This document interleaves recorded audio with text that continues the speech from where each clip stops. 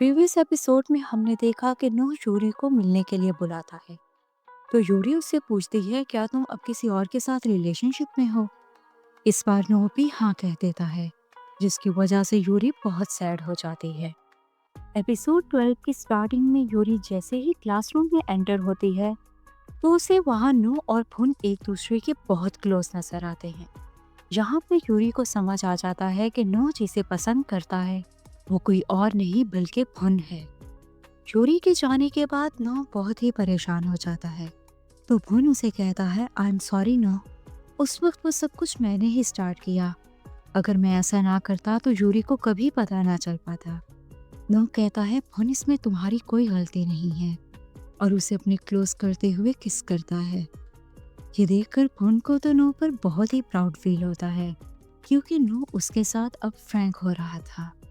Next day Friday college के band को China में परफॉर्म करने के लिए जाना था। मिक चुप जाने लगता है तो ओहम उससे पूछता है, क्या तुम ठीक हो ना मिक? मिक कहता है, हाँ मैं बिल्कुल ठीक हूँ। देन मिक उसके साथ फ्लर्ट करने लग जाता है। ये देखकर ओहम मिक से कहता है, तुम्हें ये बातें किसने सिखाई?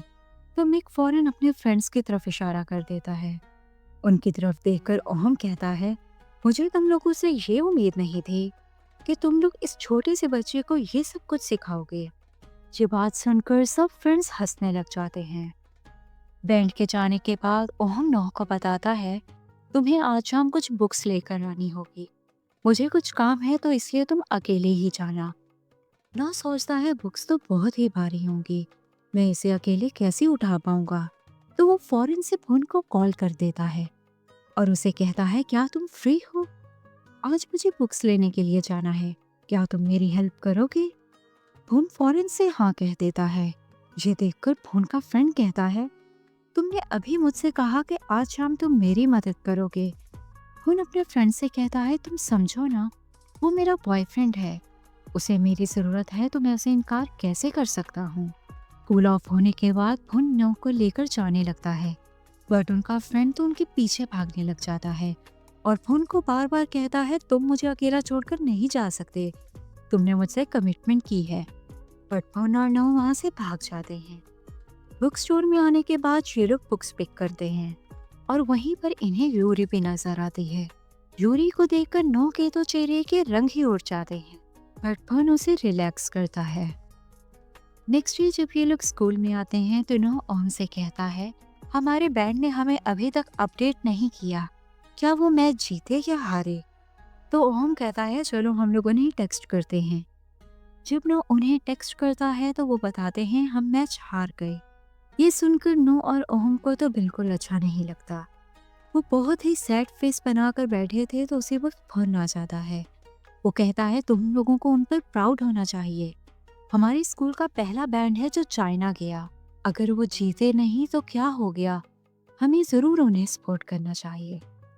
ये बातें सुनकर ओहम और नूह को भी समझ आ जाती है कि कल हमें उन्हें किस तरह से वेलकम करना है। नेक्स्ट डे ये सब लोग बहुत ही प्राउड से बाहर आते हैं। ओहम और नूह सोचते हैं, इन्हें क्या हो गया। उसी वक्त इन्हें पता चलता है ये लोग मैच जीत गए। तो नूह कहता है, क्या तुम लोगों ने हमें बेवकूफ बनाया? वो कहते हैं, बेवकूफ तो नहीं बनाया, एक्चुअली हमें फर्स्ट पोजीशन तो नहीं मिली, बट हमने सेकंड को जरूर ग्रैब किया। ये बात सुनकर सब लोग बहुत खुश हो जाते हैं।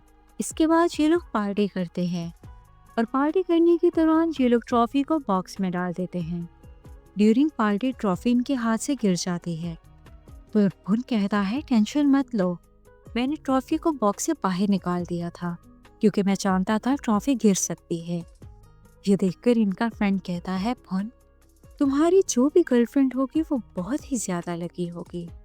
तो ये बात सुनकर भुन कहता है, मुझे सिर्फ क्लब प्रेसिडेंट की स्माइल चाहिए और कुछ नहीं। जैसे ही ये बात सब मेंबर्स सुनते हैं तो वो लोग इन्हें टीज करने लग जाते हैं। शाम को भुन और नौ डिनर करने के लिए जाते हैं। भुन नौ से कहता है, आज रात तुम मेरे साथ मेरे घर चलना। तो नौ कहता है, ओके। अब हमें पर को दिखाया जाता है और जैसे ही अपने घर में आता है तो वो देखता है मेविन उसका वेट कर रहा है। उसे कहता है, तुम यहाँ पर कैसे पहुंचे? तो मेविन कहता है, मैं अपने घर से भाग आया हूँ, मेरे डैड शायद हम दोनों को कभी भी एक्सेप्ट नहीं कर सकते। तो इसलिए मुझे तुम्हारी सपोर्ट चाहिए। पर कहता है अगर तुम्हारे डैड ने तुम्हें ढूंढ लिया तो क्या होगा? हमें तुम्हारे डैड के पास जाना चाहिए और उन्हें कहना चाहिए हम दोनों के दरमियान कुछ भी नहीं है, ये जस्ट मिसअंडरस्टैंडिंग है। ये बात सुनकर मेविन कहता है पर तुम्हें क्या हो गया? ये बात तुम कैसे कर सकते हो? मुझे लगा था एक तुम ही हो जो मुझे सपोर्ट करते हो, बट शायद मैं गलत था।